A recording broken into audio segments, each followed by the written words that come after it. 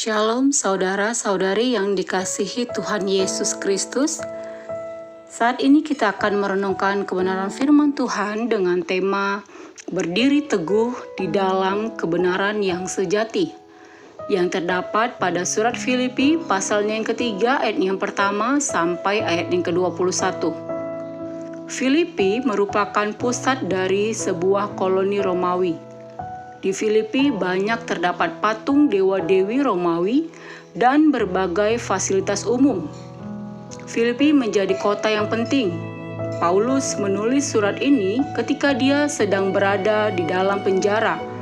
Walaupun dalam keadaan sulit, Paulus ingin mengingatkan jemaat di Filipi untuk tetap setia terhadap Injil Kristus yang pertama kali diberitakan oleh Paulus kepada mereka. Pada pasal 3 ini Paulus menasihati agar jemaat di Filipi berhati-hati terhadap anjing-anjing, pekerja-pekerja yang jahat dan penyunat-penyunat palsu. Istilah anjing-anjing menunjuk kepada orang-orang yang menginginkan agar semua orang yang baru mengimani Tuhan harus juga menaati hukum Taurat, khususnya hukum yang mengatakan bahwa semua laki-laki harus disunat. Mereka adalah orang-orang yang memutarbalikkan Injil. Mereka tidak hidup di dalam firman dan merusak ajaran yang benar. Hal inilah yang mendorong Paulus untuk menulis surat kepada jemaat di Filipi. Banyak orang lebih menekankan hukum Taurat dan hal-hal yang bersifat lahiriah daripada kebenaran Injil. Paulus menasihati jemaat agar mengarahkan ibadah dan penyembahan mereka hanya kepada Allah di dalam Kristus Yesus. Paulus menjelaskan bahwa dahulu dia juga adalah seorang yang sangat taat dalam menjalankan hukum Taurat dan hal-hal lahiriah. Bahkan dia juga seorang penganiaya jemaat. Namun setelah peristiwa Paulus bertemu dengan Tuhan Yesus, ia mengalami pembaharuan. Paulus menganggap bahwa apa yang dahulu merupakan keuntungan baginya, sekarang dia anggap rugi karena Kristus. Kini Paulus memahami bahwa pengenalan akan Kristus, Yesus, lebih mulia daripada hal-hal lahiriah. Paulus telah melepaskan itu semua dan menganggapnya sampah.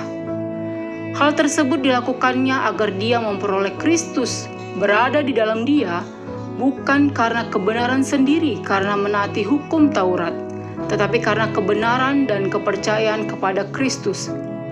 Fokus Paulus tidak lagi mengenai hal-hal lahiriah, tetapi yang dikehendakinya adalah mengenal Yesus Kristus dan kuasa kebangkitannya, serta mengenai kemenangan orang yang mati di dalam Tuhan. Paulus menjelaskan bahwa dia telah melupakan apa yang dahulu dibangga-banggakan.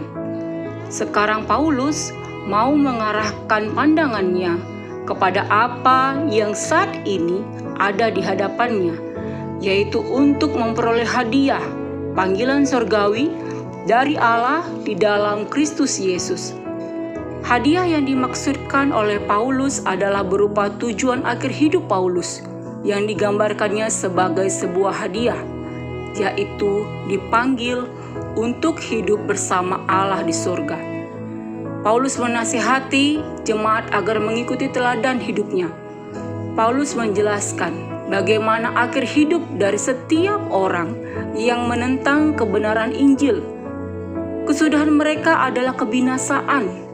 Paulus menegaskan kepada jemaat di Filipi bahwa kewarganegaraan mereka yang hidup di dalam Injil adalah di dalam sorga.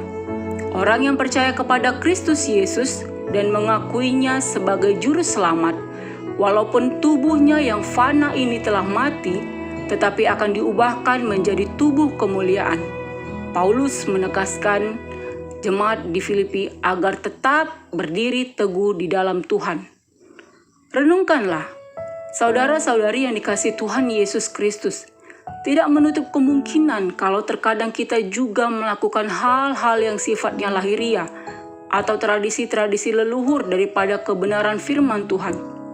Melalui perenungan firman Tuhan saat ini, marilah kita belajar untuk hidup di dalam Injil, mengarahkan ibadah dan penyembahan kita hanya kepada Allah di dalam Kristus Yesus.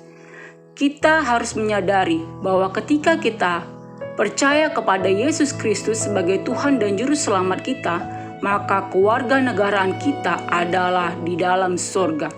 Oleh karena itu, kita harus berdiri teguh di dalam kebenaran yang sejati, lebih memikirkan tentang hal kekekalan daripada hal lahiriah. Rasul Paulus menyadari bahwa keberadaannya adalah karena anugerah dari Kristus Yesus. Maka kita pun juga harus menyadari kalau keberadaan kita saat ini semua karena anugerahnya. Kita patut bersyukur dan beribadah hanya kepada-Nya saja. Demikian firman Tuhan. Tuhan Yesus mengasihi kita semua. Shalom.